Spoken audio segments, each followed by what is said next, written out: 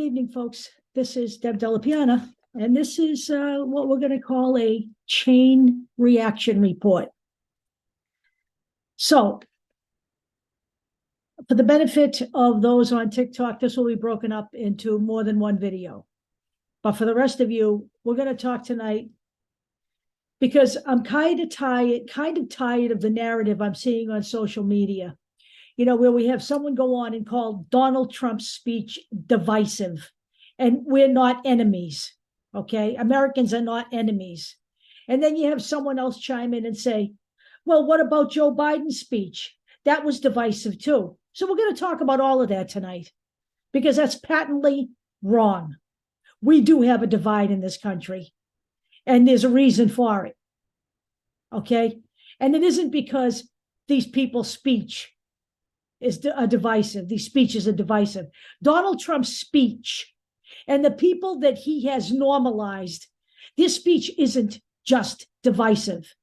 It is bordering on violent. And I'm going to read some of these to you tonight so you understand exactly where we are in America.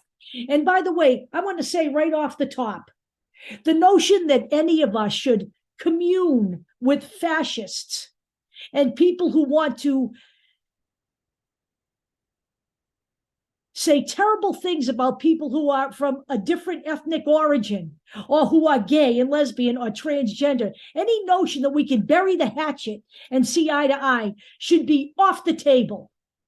When you have fascism and when you have oppression like that, you fight back. You do not try to make nice. Maybe that's what you all want to do because it's so much more pleasant when you pretend that we can get along here.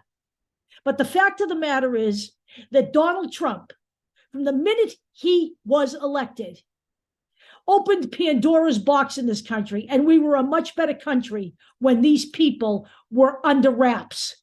But now the fucking genie is out of the fucking bottle, okay? I'm not sure there's any way to put it back in, but I will tell you this. Voting out every member of the GOP, as many of them as you can, this particular version of the GOP is dead on arrival. They are irretrievable. They cannot be fixed. Those who don't even think this way, don't even talk back and push back. They are enablers. They need to go for the good of this nation. So let's start right here. Nicholas Fuentes. For those of you who don't know him, he's a little punk who used to go to school at Boston University. And literally the students drove him out of the school after he came back from the Unite the Right rally in Charlottesville in 2019. Because Nicholas Fuentes has some choice words, and I'm going to read some to you right now. Quote, a lot of women want to be raped. A lot of women really want a guy to beat the shit out of them. But part of it is they have to pretend they don't. End quote. Divisive? Calling that divisive? Yeah, that's cute. Here's another one. Quote, if we're going to make America great again, we've got to talk about this anti-white thing that's going on. We've got to make America a Christian nation again. And you can understand why influential Jewish people in conservative media are not really gung-ho about that.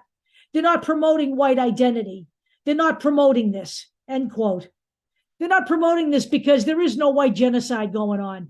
The white man in this country is not in any fucking danger. That's a right-wing construct. Here's another one from Nick Fuentes. Hitler was a pedophile and kind of a pagan. It's like, well, he was also really fucking cool. This guy's awesome. This guy's cool, end quote. Now, I've heard a lot of people say things about Nick Fuentes like, why are you saying things back to him? He's just looking for attention. Nicholas Fuentes is not just looking for attention. He has a group that he collects money through. He collects thousands of dollars. He travels around the country and he talks shit all day long. He is a white nationalist, a racist, and a bigot who has said that we need a dictatorship to make everybody think and act the way we want them to. Do you people really understand what's going on here? Are these the kind of people you want to unite?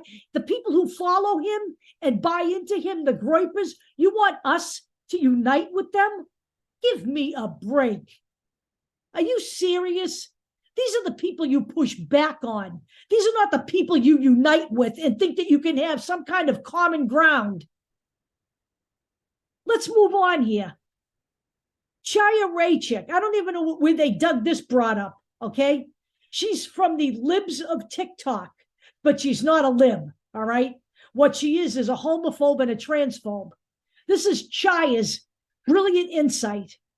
Quote, the LGBT community has become this cult, and it's so captivating, and it pulls people in so strongly, unlike anything we've ever seen. And they brainwash people to join, and they convince them of all of these things, and it's really, really hard to get out of it, end quote. I'm a lesbian. I'm not in a cult. Do you want to know what my agenda is? My agenda is for me to be able to live my life free of people like her. You aren't gay? Then don't be gay. No one's pulling you into a cult. People didn't pull me into a cult and make me gay. I've been gay since I was a young child. I was gay in the fucking womb. I didn't have a choice because it is not a lifestyle choice. It is a sexual orientation. A cult. And this is what she goes on to say further. They're just evil people, and they're out to groom kids. They're recruiting. Nobody's recruiting your kids. There are teachers recruiting your kids. There are people like me recruiting your kids. And by the way, I'm a lesbian, and I live with a transgender daughter. And she is terrified to live here, okay? Because of shit talk like this. Divisive. Here, let's have some more divisive. Michael Knowles. He writes for the Daily Wire. He's another right-wing talking head. He was at CPAC this year, and he said, quote, for the good of society, transgenderism must be eradicated from public life entirely. The whole preposterous ideology at every level. Then he went on to defend what he was saying, because Rolling Stone magazine said he was calling for the elimination of transgender people. But of course, Michael Knowles gaslights, just like every other right-winger I know. It says he wasn't calling for that. He was talking about the ideology. You know what? We all know what Michael Knowles was talking about, okay? You can't split hairs like that here. You're either transgender or you're not transgender. Transgender isn't an ideology. It's not an ideology that's foisted upon people, okay? It's a realization that people come to that is part of their life, just like being gay. We all know what Michael Knowles was calling for, all right? And when you get to this point where you're talking like this, the leap to genocide isn't all that far. I'm so sick of the people and the enablers just continuing this crap. I really am. Let's talk about Kanye West, the Grammy-winning rap star. As if that's an excuse for anything he does. This is Kanye. I'm a bit sleepy tonight, but when I wake up, I'm going DEFCON 3 on Jewish people. The funny thing is, I can't be anti-Semitic because black people are Jew also. You guys have toyed with me and tried to blackball anyone who opposes your agenda. The Jewish agenda, being able to live, maybe that's what their agenda is.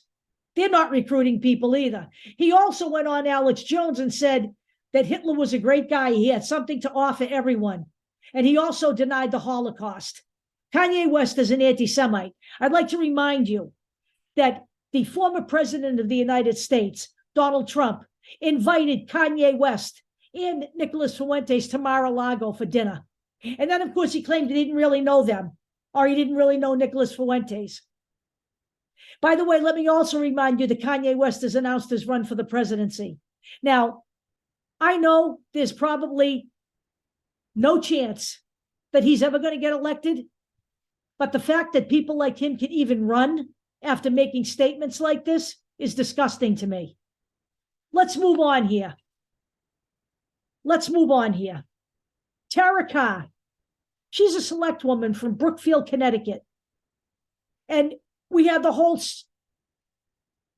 Bunch of bullshit about the Chinese spy balloon. This is what she said about Joe Biden after the whole balloon thing blew over. Quote, he's aiding and abetting the enemy. Ready, aim, fire. One shot, one kill. That simple. This is actually a politician in a state literally suggesting that we assassinate Joe Biden.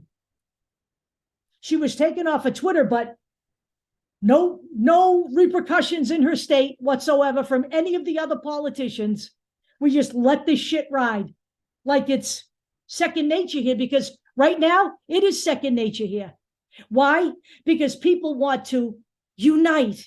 We want to be all together like one big happy family on this planet. Bullshit. I have absolutely no intention of uniting with people who follow these people. I'm not interested. Here's Trump on his looming indictment in Manhattan. They're coming for me. This was in an email. By the way, he's worried about getting indicted, but he didn't have any problem sending out an email to fundraise off his indictment, which is yet to happen, by the way. They're coming for me. District attorneys handpicked and personally funded by George Soros. George Soros, the big boogeyman that the right wing likes to blame for just about everything. He's what, 90-something years old now? George Soros isn't funding the Manhattan District Attorney's Office. That's a lie. But then again, Donald Trump is a proven pathological liar who told 30,573 lies over 4 years. I don't think anybody's even that close. Although if we leave George Soros in office for a couple of more years, he couldn't come close to that. And then he went on Truth Social and he posted this: corrupt and highly political Manhattan DA's office, which has allowed new records to be set in violent crime and whose leader is funded by George Soros. Most of that statement makes absolutely no sense because it's Donald Trump. But he's back on the Soros thing, and he's back on the Soros thing as a funding agent for the Manhattan District Attorney's Office, something that is absolutely patently false. Philanthropists don't fund government operations, okay? Then we have Pete Santilli. This was on Truth Social. He's another right-wing talking head. So this is what Pete Santilli suggests, if indeed Trump is indicted. Line up Barack Obama, Eric Holder, and Susan Rice against the wall and execute them all. I'm not sure what Barack Obama, Eric Holder, and Susan Rice had to do with the indictment of Donald Trump. If Donald Trump is indicted, it's because he committed a crime. These things get investigated. Sometimes they result in an indictment. He's facing indictment in Georgia. He is facing indictment on the documents case. He is facing indictment for January 6, 2021. And by the way, let's talk about January 6, 2021. Let's talk about Kevin McCarthy handing over 6,000 hours of security footage to Tucker Carlson at Fox News, potentially exposing the Capitol building and its entire construction to more right-wingers after, of course, they took down all of the metal detectors as soon as they took power in the House. And Tucker Carlson is now out there paying little 6-second snippets to make it look like it was something peaceful. You know what you were looking at on January 6th, okay? If you have a problem and you don't get to see all of the footage from Tucker Carlson, I'll put it in this video because ProPublica has all of the video shot by the perpetrators themselves. And they did a hell of a job putting it together. And I am going to put that in here so you can see exactly what happened. On January 6, 2021, Donald Trump invited white supremacists, anti-Semites, militias like the Proud Boys, the Oath Keepers, and the Three Percenters to enter the Capitol and to do harm to people. They went in with zip ties. They had bear spray. They beat policemen, 150 policemen injured. They beat them with sticks. They beat them with their own weapons.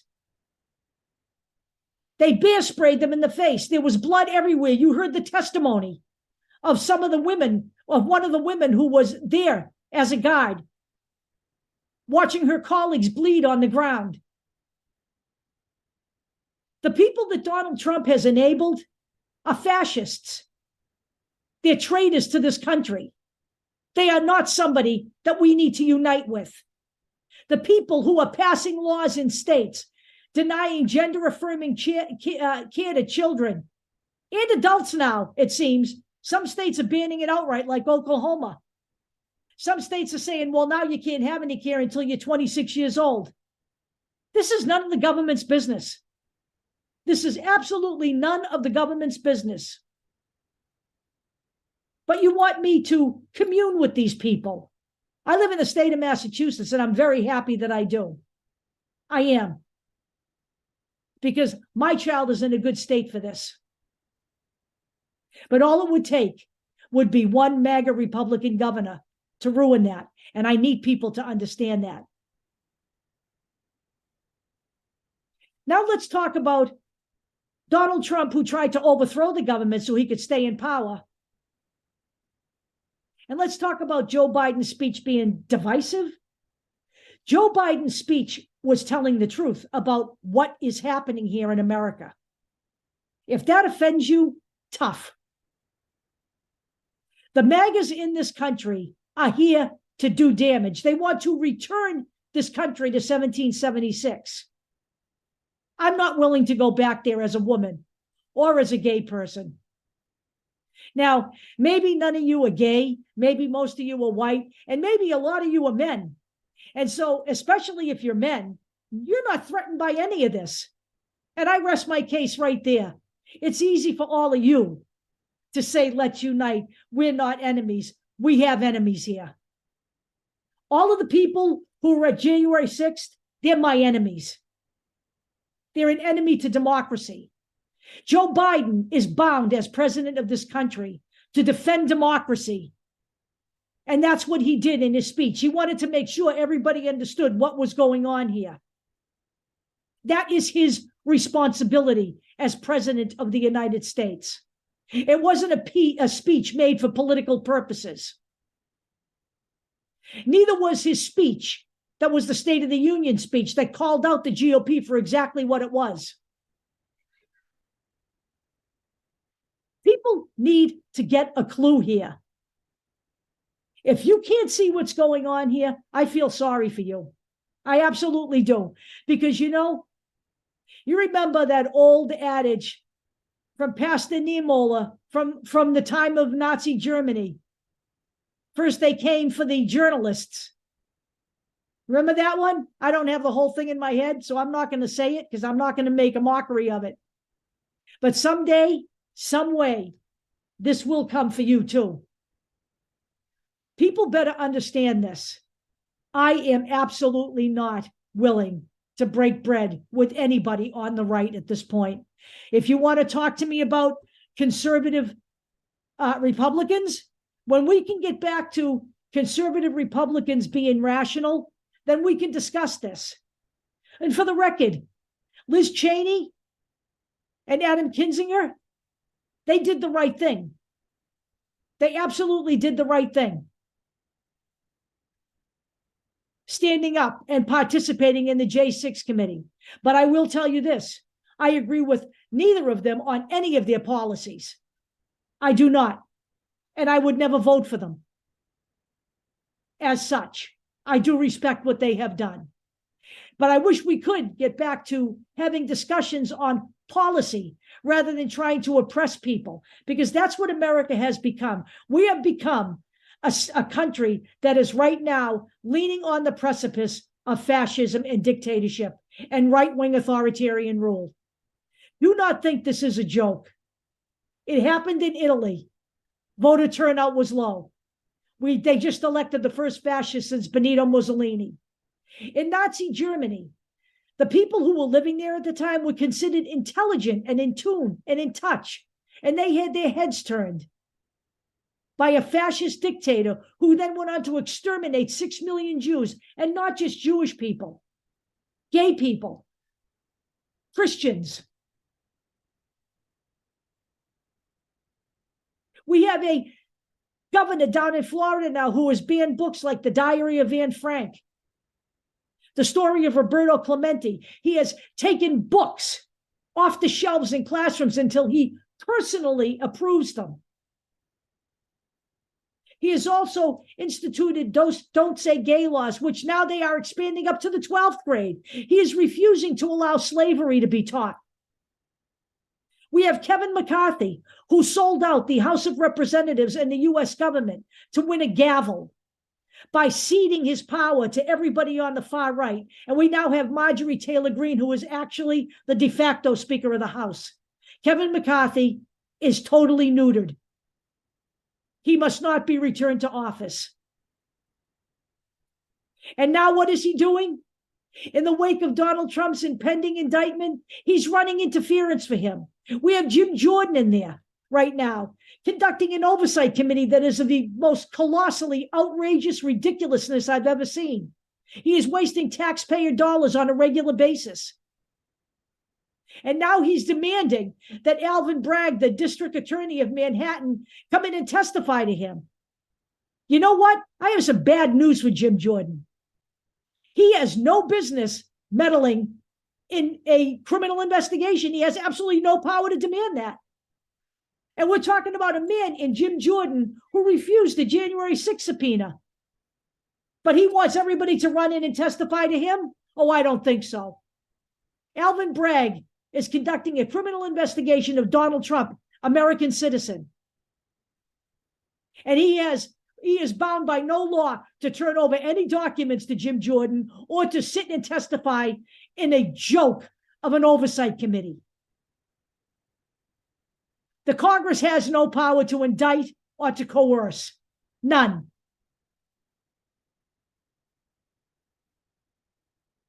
We have Lauren Boebert, who misquotes the Constitution constantly, who's out there saying that the Bible runs the government. Religion runs the government. The government doesn't run religion. When it was very clear that the founding fathers believed wholeheartedly in the separation of church and state, she doesn't. She lost by 549 votes because Democrats were infighting over who was progressive enough to win. So the alternative was Lauren Boebert. I suggest you all wake up. But the notion that we are a together nation, we have never been a together nation.